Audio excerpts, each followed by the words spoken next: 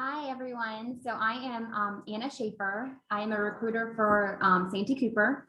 And I am LeAnn Coleman. I'm also a recruiter for Santee Cooper. We also have with us two of our engineers. One of them, I'll let them introduce themselves so I don't take what they're going to say. Go ahead. One of y'all can, Daniel, if you want to introduce yourself. Yeah, sure. Hey guys, I'm Dan Schuler. I am one of the turbine engineers for Santee Cooper. So, do you want me any more info than that right now? I guess we'll come back to that. So, Okay. yeah, Javon, if you want to go ahead. Yeah, and I'm Zavon Whitaker. I'm a engineer one designing transmission lines at Santee Cooper. So yes, we have two, like I said, we have two engineers that are joining us. We thought maybe it would be beneficial to have one from our generation area and then one from our transmission lines area. And correct me if I'm wrong, if I'm explaining y'all's areas incorrectly. But I've been with the company for about 5 years in the recruiting, and LeAnn's been. I've been here for almost 29 years. And another reason we also wanted to bring Dan and Zavon on is because they were both summer students, summer interns for us at Santee Cooper. Right. And we take a lot of pride in our summer intern program because we really like to invest in them for return on investment, to get them back, and then we can, get them involved in activities like this, help us recruit. So what we're going to do is, in a few minutes, we're going to let them talk about a day in the life of their jobs. But Anna and I our main job is to recruit. Typically the two highest volume of jobs that we see or that we're recruiting for is for IT and for engineers. We do have a great summer intern program. We have already closed out for this year, but for the following years, for next year, we post our positions in October and we close them out in January. They start in May and we have them throughout the summer. It's a great program. And again, that's who we use for our pipeline as our full-time employees. Yes. So just some things I figured would be beneficial for some students to know is that, so a lot of times with our interns, we try to be as on hands as we can and just be helping them improve like their resume and things like that. So the first thing LeAnn and I always say are, not everyone goes through their resumes like this, but this is what Santee Cooper is looking for because we are the ones looking at it. Is you wouldn't believe it, but your education, when you're listing it on your resume, make that the first thing that you put.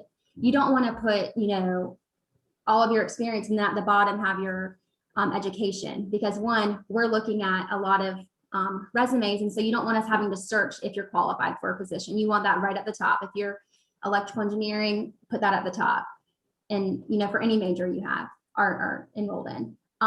Also, just you can keep it short and bullets, and then you can go into, that'll leave you room to discuss in an interview, go into detail. So you don't have to list paragraph upon paragraph of what you did. Just do some bullet points because, you just don't want it to leave no room for conversation. And one thing that we always recommend is you don't use the same resume over and over for every job. You really need to tailor your resume based on the job you're applying for. Yes. Because we don't have a computer program that goes through the applications. We do it ourselves. And that's actually more beneficial to you because if a computer went through it, it was automated, it would probably kick it out if you were missing any of the qualifications, the buzzwords. Right. So we have to sometimes email or just, try to read between the lines. Do you have a little bit of this experience, a little bit of that? So if it says something's required or something's preferred on our posting, we want you to put that on your posting because we want that to be a standout instead of us trying to figure out, well, did they not say it because they don't know it? They don't have that experience, or that you don't ever want to assume. Yeah. We don't like to try to fill in the blanks for you. So it's best for you to be as clear. Like I said, look at the posting, you make your resume based on that specific job and you alter it for each job. Right. Another important tip that probably will be beneficial is our interview process. When and if you are selected for an interview at Santee Cooper, you are emailed a link to sign up for a time slot. That way, there's no back and forth, there are no voicemails having to be left and calling back, trying to get someone on the phone. So you actually will select a time slot that benefits your schedule, and then you're emailed the directions and anything else that you need to prepare for your interview.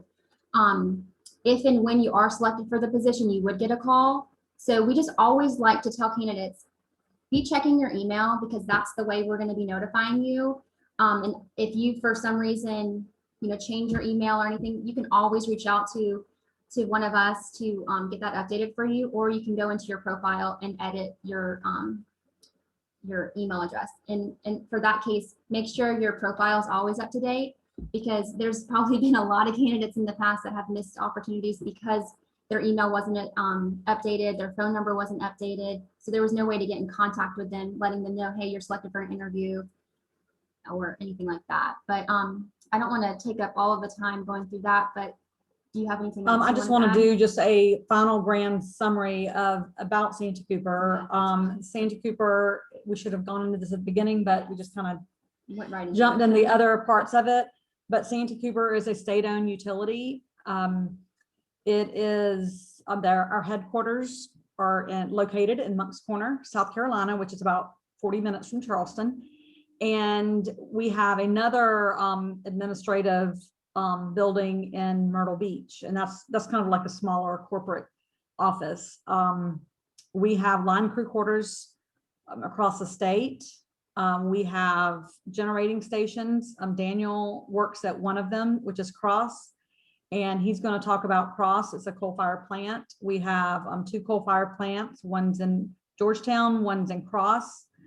Cross is a very rural area, but it's about 30 minutes from Moncks Corner, 40 minutes from Charleston, something like that.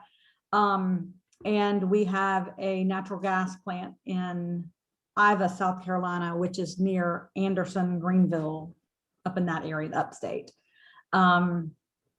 Our main distribution area is in Myrtle Beach. It's where the majority of our customers are.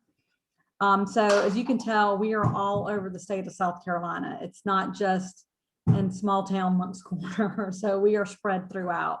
And I think with that, and you have more of the expertise of what the engineers do.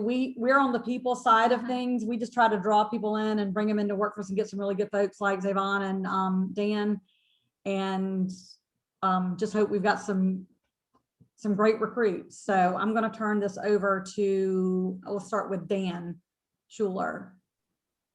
All right, sounds great. Yeah, guys, so like LeAnn said, my name is Dan Schuler. I'm the turbine engineer for Santee Cooper. Right now, I'm actually based out of Moncks Corner, but I did do my internship at a cross generating station. I think I started there in summer of 2018. Everybody can hear me, right? Quick thumbs up. Awesome. Awesome. This is weird. I don't have any back feed like we do on the other one. Yeah, so I started my internship in 2018, and I did 2 summers there, and then they were nice enough to hire me back for a winter break when I was kind of tight on some change.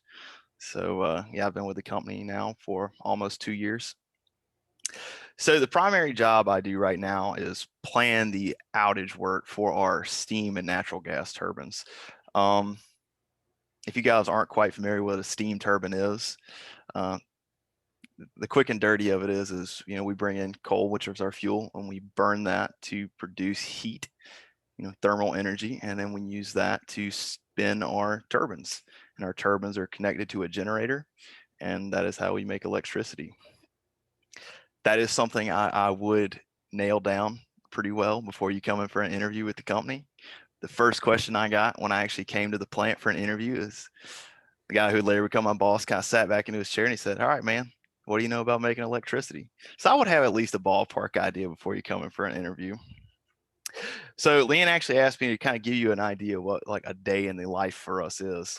And I don't want to speak for Devon, but it does change a good bit. And when we're planning outages, it usually takes us about a year to actually plan one of these guys out. So we do these based off of a couple different things. If you're running a steam turbine nonstop, which is how they were designed to actually be operated, we call that base load. If you're operating one base load, you usually do a maintenance outage every 10 years. these days with the changing generation portfolio of the company and different environmental pressures. We do what we call swing loading. So during the summer, we'll generate a lot of electricity, and at night we won't generate quite as much, and that varies throughout the year. So our maintenance transitioned to a hour-based schedule. So essentially what we do is we determine when our maintenance needs to be performed. And luckily that is something I don't have to take too much part in. They usually tell me, Dan, you can go work on your stuff these set weeks. So we determine when our maintenance needs to be performed, and we determine what maintenance needs to be performed. We have valves on steam turbines. Those get worked on pretty frequently. A major teardown is a much more rare event. Like I said, they're either 10 years, sometimes longer than that. I actually start one next week. The next thing we'll do is prepare a proposal. We basically tell our boss, hey, I want to go work on this thing, and he's going to ask us, how much does it cost? Very quickly, they usually ask you that. And at that point, you go out and you start soliciting bids from other companies. Luckily, we only have about 2 vendors that we'll end up using. It's usually General Electric, who they made the vast majority of the machines in our fleet. I think we only have 1 machine that is not a General Electric machine. Or we go to a third-party vendor known as MD&A, Mechanical Design and Analysis, or something like that. And they can usually do work a little bit cheaper than General Electric does. And then we work with them for many weeks, trying to nail down what we're going to need for that outage. For the past few weeks, I've been working on parts. That's pretty much my full-time job, is determining what parts we're going to need, how much they're going to cost, how long it's going to take me to get them, and then going through all the steps in the process to actually get them on site for the outage. At this point, we've already, awarded our job per se to one of our vendors. So the biggest part of the project is still to come, to be quite honest. The biggest thing I want to convey to you guys is that the vast majority of engineers in Santee Cooper are not, sorry, let me do this. There we go. The vast majority of engineers in Santee Cooper do not do design. The major part of my job is project management. So I would say that if that's something you're not comfortable with, then maybe, there's some activities you can take during your summer internships that'll help you with that thing. So yeah, once the outage, comes, project management engineers don't really just stay at the office and kind of lead the jobs. We actually have to go on site and be technical experts per se on our machines and verify that the work is being completed in a timely manner. Like I said, these are really long outages. The one we're going into right now just got extended to 14 weeks. So we'll be working around the clock for say 3 weeks, and then, 8 or so after that on days only. But yeah, they're very long outages. If you do want to work for Santee Cooper, I will say the intern program is a great place to start. It teaches you a lot. You meet a lot of great people who are more than happy to give you great recommendations, even if you decide not to stay with the company. But yeah, that's kind of the quick and dirty of what it's like to be a turbine engineer. Does anyone have any questions? I definitely took notes on how energy was made. I don't plan on interviewing with Santee Cooper, but I hope this group took notes too. So thank you for that. That's a great tidbit. Got to know that for the interview.